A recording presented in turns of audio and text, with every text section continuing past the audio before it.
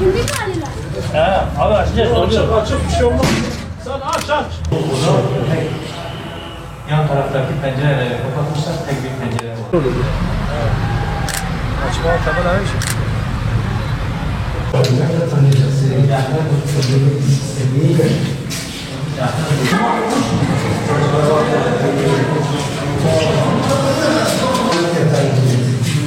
Yatıyorum. Sevgi için burada yatıyorum. 8 kişi var. 8'e kadar çıkarıyor. 12'ye kadar çıkarıyorlar. Dekorasyon olmalı. Üst koridordan mahkumları gözetlemek için, mahkumları buradan kontrol etmek için açılmış bir delikti. Aşağıda da aynısı var. Aşağıda zamanında burası büyük koğuşlar için kullanıldığı zaman bu üst koridora açılan kapı olarak kullanılıyor. Burada da bir masraf var. Yani buradan personeli çağırmak için buraya hangi bir şeyle vuruyorduk. Personel buradan gelip yani bu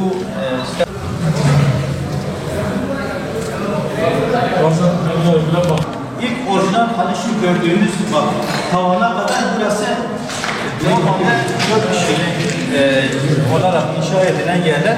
Bir gelin buraya 6-8 kişiyi bile koyuyorlardı.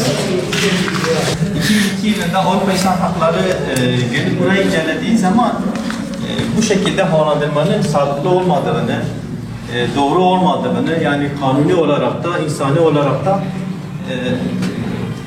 tahammüllere aykırı olduğunu ifade etmesine rağmen maalesef uzun süre bu şekilde hani kaç adımlık havalandırma diye gidip geldi mi bitiyor.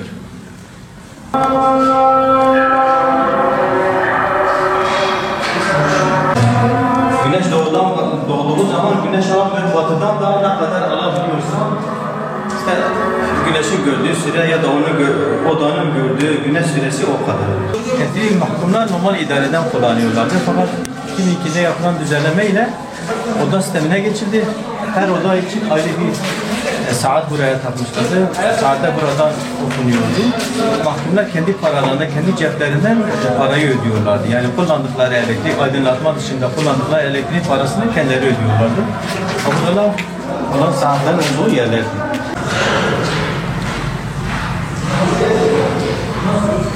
Tek yer olsa şöyle küçük, ne kadar sığarsa buraya. Hatta belki bu şekilde de şey yapmışlar.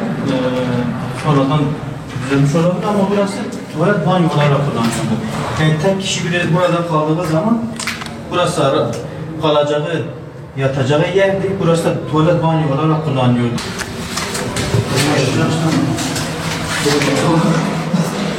Burası mutfaktı, burası tuvalet banyo, burası da seriyorduk, burada oturuyorduk. Ne kadar büyük geliyordu o zaman.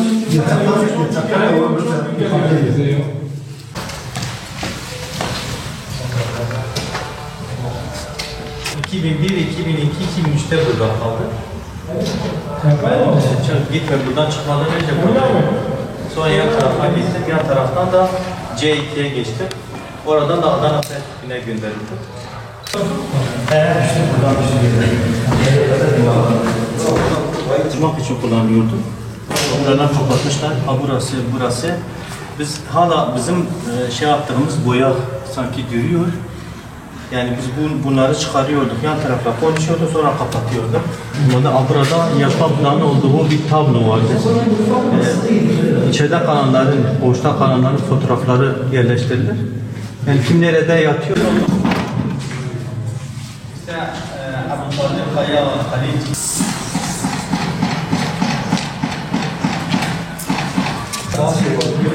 Daha bir böyle rahat bir moda.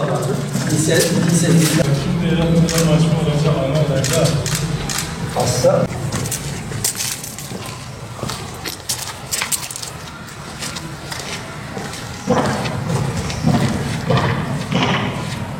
Yani bizim yoktu. O zaman 1500 numara.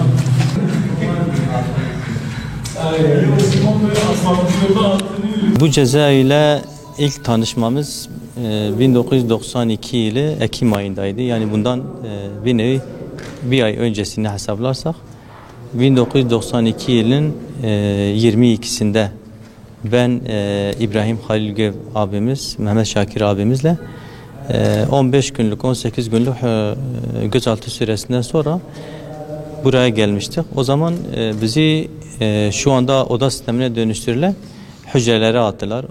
15 gün, yaklaşık 15 gün orada kaldıktan sonra dosyamız Diyarbakır'da olduğu için, yani DGM'de yargılandığımız için bizi Diyarbakır'a gönderdiler. Fakat daha sonra biz farklı cezaevlerini dolaştık. En son 1998 yılında, yani kendi memleketimize yakın olmak amacıyla bu cezaevine gelmeyi talep ettik bakanlıktan. Yani Bingöl cezaevindeydik o zaman. Bingöl cezaevinden buraya gelmeyi talep edince bakanlık talebimizi kabul etti ve 31 Ağustos 1998 yılında bir gece tekrar bu cezaevine geri döndük. Biz geldiğimizde 21 arkadaştık. Daha önce burada İslami kimliklerinden dolayı yakalanan Diyarbakırlı arkadaşlar vardı. 6-8 kişi miydi onlardı? Bilal abi vardı, Bilal Soytaş vardı, Mehmet Kahraman vardı, onun oğlu vardı. Henüz 18 yaşına bile girmemiş. 3-4 arkadaş daha vardı, şu anda isimlerini hatırlamadığım. Bir gece işte bizi onların yanına verdiler. Yani bu cezaevine dönüşümüz böyle oldu ama biz 98'den 2003'e kadar burada kaldık. D bloku dediğimiz 4 ve 6. odalarda kalıyorduk. 4 ve 6. koğuşlarda kalıyorduk. Sayımız daha sonradan gelen Batmanlı, Diyarbakırlı arkadaşlarla birlikte 44'te çıktı. 44 mü 48'e çıktı. Tabii bayağı böyle bir kalabalık koğuş ortamı oluştu. Fakat onların aslında yani o koğuşlara gelmek kolay olmadı. Onlarla ilgili farklı hikayeler de vardı. Biz normalde D6'da kalıyorduk. Arkadaşlarımızın geleceğini duyunca dedik bizim yerimiz dardır. İdareden yan tarafı da istedik. O zaman idare yanaşmadı. Daha sonra arkadaşların ısrarı üzerine yan tarafı da bize verince 2 koğuş oldu. Ama yan tarafı vermeleri kolay olmadı. Çünkü arkadaşlarımız bizden yaklaşık kaç ay, 3-4 ay sonra geldikleri zaman onları yeni yapılan hücrelere attılar. Hatta bir gece askerlerin eşliğinde onları arabadan, ringden indirip işlemleri bile yapmadan direkt onları odaların kapısını, hücrelerin kapısını açıp içeri atıyorlardı. Böyle sanki esir edilmiş mahkumlar gibi. Tabii biz onların geldiğini duymuyorduk. Biz geldiklerini bilmiyorduk. Fakat gelen seslerden onların olduğunu öğrenince biz de idareye baskı yaptık. Yani onları yanlarımıza vermeleri için. Fakat uzun bir uğraş sonucu ancak bir hafta sonra yanımıza verdiler. Fakat kolay olmadı. Hakikaten hücre sistemi yapılmıştı. Koğuş sistemine, hücre sistemine geçmek daha önce sizi de gezdirdiğimiz yerlerdi. Oraya koyuyorlardı. Normalde o koğuş sisteminde 20-25-30 kişi kalıyor. Hem sayı açısından rahat, hem genişliği açısından daha rahat, yani abdest yeri, banyo yeri vardı. Fakat hücre yerinde hücre dediğimiz odalar gerçekten yani bir mahkum kalabileceği yerler değildi. Bir nevi mahkumu baskı altına almak, mahkumu sindirmek, yani onu kendi istediğini yaptıracak duruma getirmek için bir nevi şantaj olarak o odalar kullanıldı. Fakat elhamdülillah o günler de geride kaldı. Buranın çok yani görüş açısından farklı hikayeleri vardı. Hatırlıyorum biz o zaman Bingöl cezaevi oda sistemine geçiyordu. Oda sistemine geçtiği zaman yani bundan daha küçük odalara aldılar onları. Arkadaşlarımız da oraya girmemek için eyleme girdiler. Görüşe çıkmıyorlardı, mahkemelere gitmiyorlardı, revire çıkmıyorlardı. Biz de onlara destek amacıyla aynı eylemi yapmaya başladık. Biz de görüşe çıkmama, mahkemeye gitmeme ve revire çıkmama eylemiyle onlara destek vermeye çalıştık. Ama o zaman görüşler geliyordu buradan görüşmeden geri gidiyorlardı. Yani böyle ta ki arkadaşlarımızın durumu düzelene kadar. Fakat şimdi orada o dönemi, o hale bir mahkumun ailesi geliyor, eşi geliyor, çocukları geliyor. Fakat görüşemeden geri gidiyordu. Annesi geliyor, babası geliyor, kendisini göremeden geri gidiyor. Diyarbakır'dan gelen vardı. Bahsettiğimiz nedenlerden dolayı eyleme gelince biz de buradan Mardin'de olan arkadaşlar Mardin'den, Siirt'te olan arkadaşlar Siirt'ten, Elazığ'da olan arkadaşlar da kendi bildikleri, kendi imkanları ölçüsünde destek olmaya çalıştılar. İşte biz görüşe çıkmıyorduk, mahkemeye gitmiyorduk. Mahkememiz olmasına rağmen mahkemeye gitmiyorduk, görüşe çıkmıyorduk. Görüşler geliyordu, geri gidiyorlardı. Revire çıkmıyorduk. Tabi bu böyle olunca yani demek kolaydı. Fakat o zaman düşünün çocuğu geliyor, kızı geliyor, eşi geliyor fakat görüşemeden geri gidiyordu. Annesi geliyor, babası geliyor, görüşemeden geri gidiyordu. Onlar da merak ediyorlardı. Yani bizim çocuklarımızın durumu nasıl? Acaba başlarına bir şey mi geldi? Yine de her şeye rağmen arkadaşlarımız hücrelerden çıksınlar, hücrelere atılmasınlar diye biz her şeyi göze almıştık. Ve elhamdülillah yani belki zorlu bir süreç oldu, zor bir süreç oldu. Ama yine de arkadaşlarımız Bingöl'de sonradan da olsa daha rahat bir imkan. Yani cezaevi içerisinde yani cezaevinin olanaklarından istifade edecek bir imkana ulaştılar. Bu cezaevi belki bizim dışımızda çok fazla siyasi mahkumla karşılaşmamıştı. Yani bizim bu cezaevine gelişimizle bu cezaevinde siyasi mahkumların sahip olduğu hakla, sahip olduğu imkanlar biraz daha arttı. Tabi bu da kolay olmadı. Çünkü bu cezaevi siyasi mahkum barındırmıyordu. Adi mahkumlara alışmış, adi mahkumlarla muamelesi olan, onlara göre muamelede bulunan bir cezaeviydi. Yani en sıradan bir gardiyan, bir personel bile istediğini her şeyi yaptırabiliyordu. Fakat biz buraya geldiğimiz zaman kendi haklarımız konusunda ısrarcı olduk. Kendi haklarımız konusunda direndik. Elhamdülillah yani hem burada yani bir temsilcinin olması, istediğimiz zaman revire gidebilme imkanına sahip olmamız, görüş konusunda yani gelip giderken rahat gidebilmemiz, görüşümüzü de saatinde kullanabilmemiz konusunda birçok imkana sahip olduk. En önemlisi de yani biz normalde yani gittiğimiz yerlerde namazımızdan dolayı yani ortamı temiz tutmak adına yerleri seriyorduk. Yani yattığımız yeri seriyorduk, namaz kıldığımız yeri seriyorduk.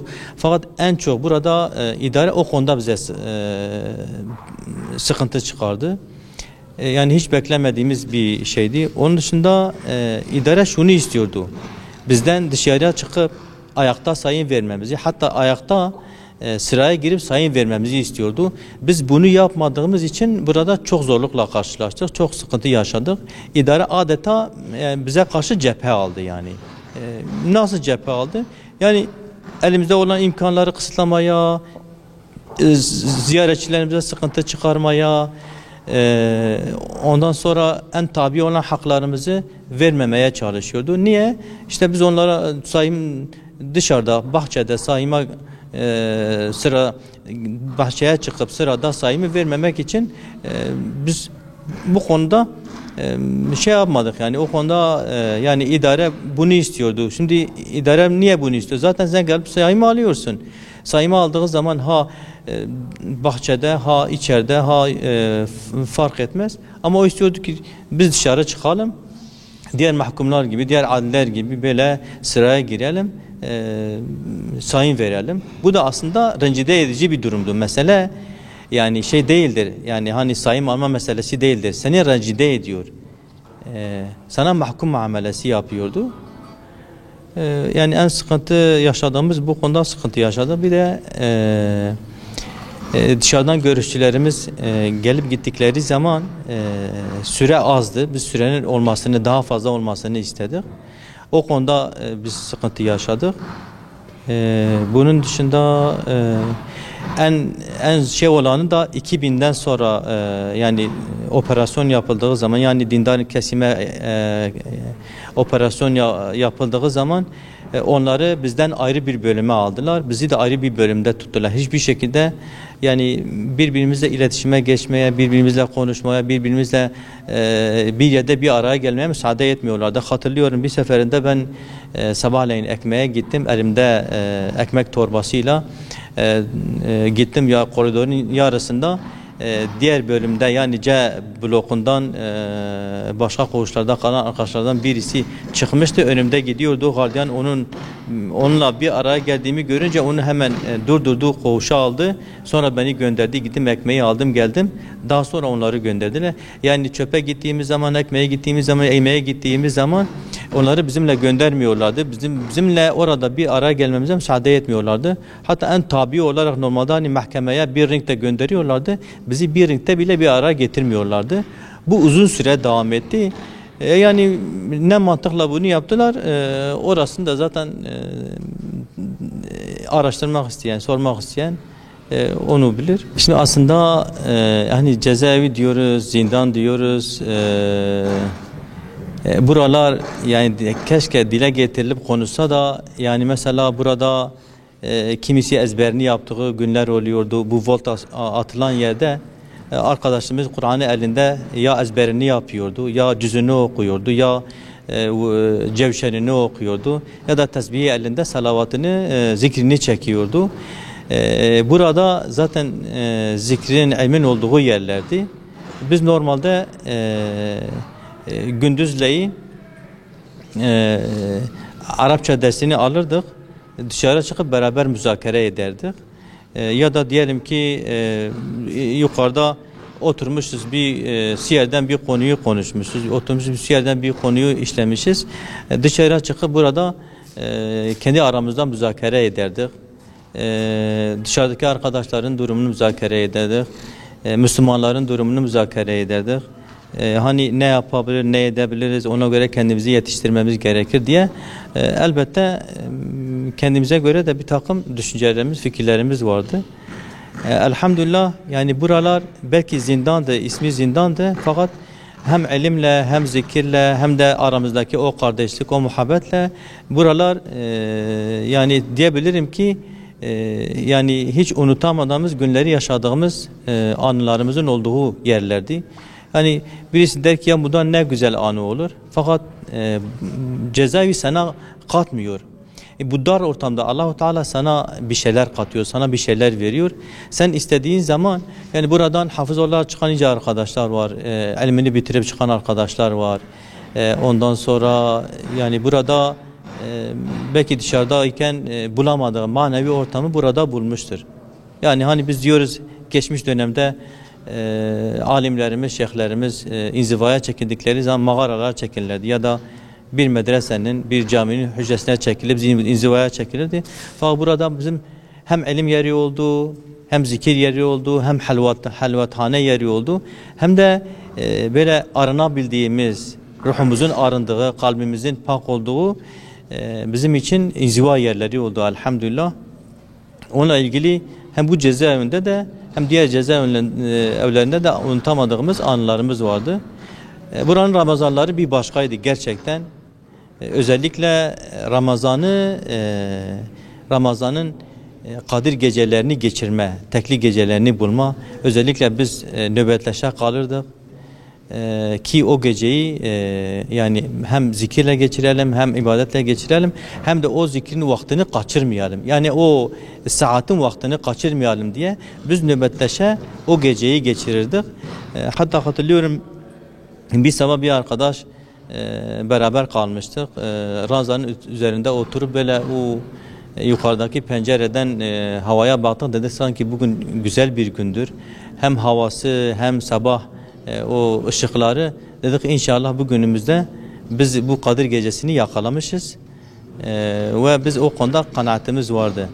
Yani hani sen yalnız o değil, yani mesela bu cezaevinde beraber kaldığımız İdris abi vardı, İdris Şayık. Allah rahmet eylesin, o da bir hastalıktan dolayı vefat etti.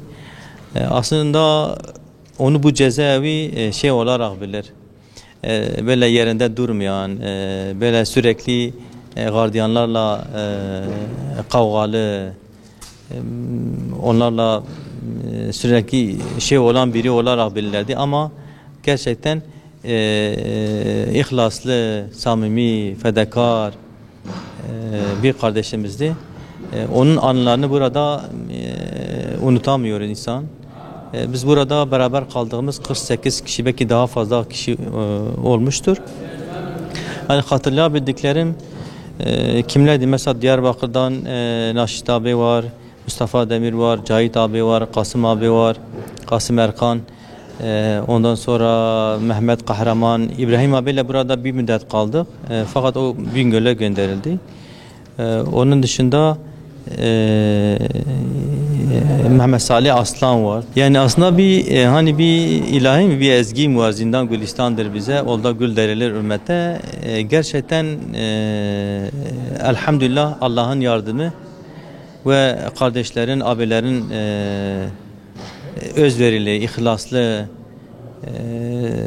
çalışmaları sayesinde buradan, yani buraya gelip giden bir kişi burası işte kalınmayacak, oflar yeri sıkıldığı bir ortam olmaktan çıkmıştı.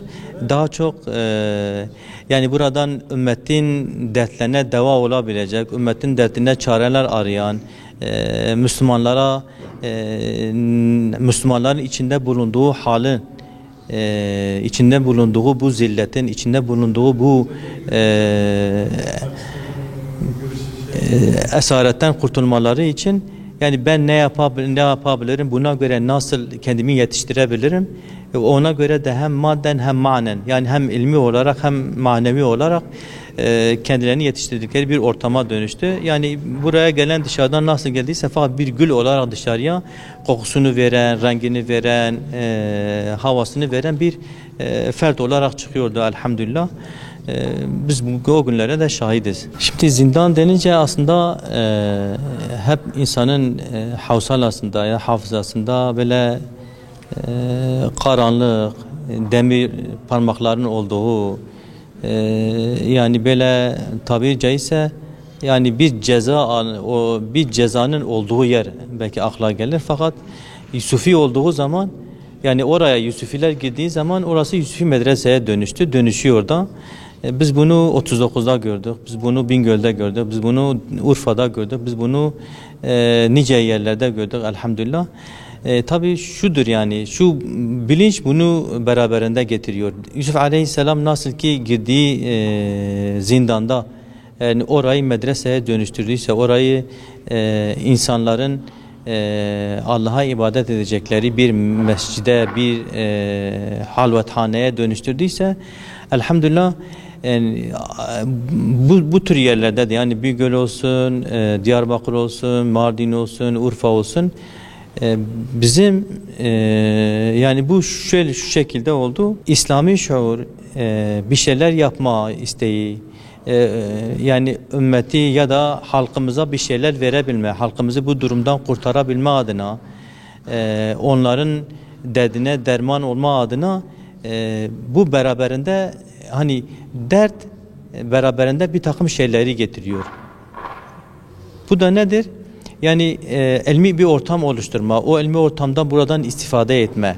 Yani buralar belki diyelim ki adli mahkum için ya da diğerleri için ahvakların olduğu, yani nasıl diyelim, yanık seslerin, yanık türkülerin seslendirildiği yerler oldu, ama elhamdülillah burada bizim için zikir sesinin, Kur'an sesinin, ilim sesinin yükseldiği yerler.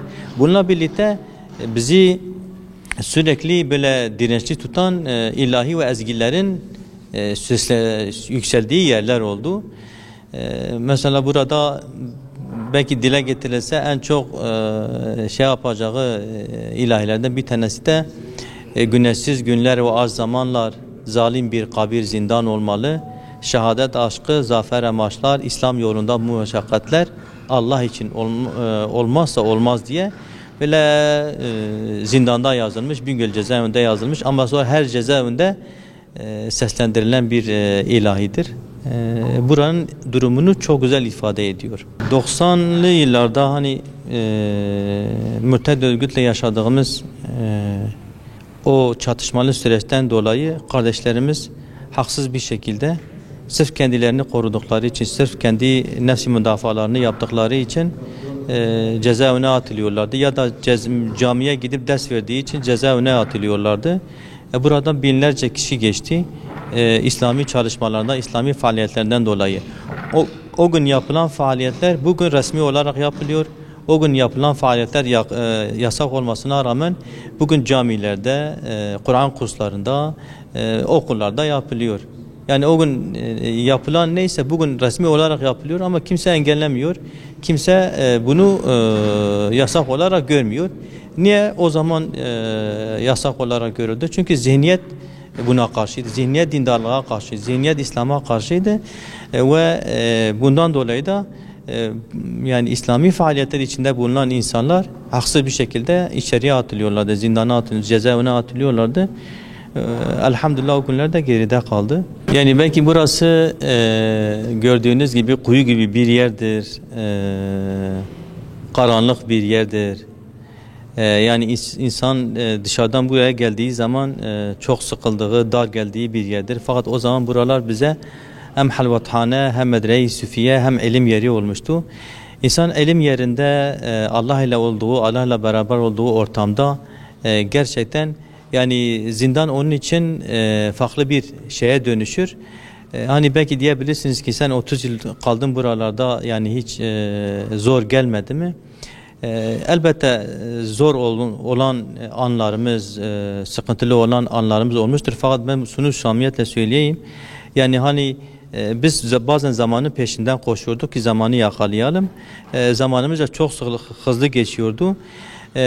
Böyle yerlerde insanın kalbi zikirle, irfanla dolu olduğu zaman yani ha cezaevidir, ha değildir fark etmiyor kişi için. Belki ben şunu diyebilirim ki yani biz burada 30 yıl kaldık fakat eğer bu şekilde Allah-u Teala'nın huzuruna giderse diyeceğiz keşke 30 yıl değil, 300 yıl değil, 3000 yıl kalsaydık, Allah için buralarda yatsaydık. Çünkü bizim heybemizde kalacak, bizim azık olarak Allah-u Teala'nın huzurunda bizim için kalacak olan salih amellerdir. Burada salih amelin hani bir amel üstadın deyimiyle çok daha fazla sevaba vesiledir. Yani burada yapılan bir namaz, burada kılınan bir namaz, burada tutulan bir oruç, nafile bir oruç ya da nafile bir ibadet dışarıdakine çok daha fazladır. Onun için burada kıldığımız namazları, burada tuttuğumuz oruçları, Ramazanları hala da özlemle anıyoruz. Rabbim bunların aynısını daha güzeliyle dışarıda geçirmeyi nasip etsin inşallah.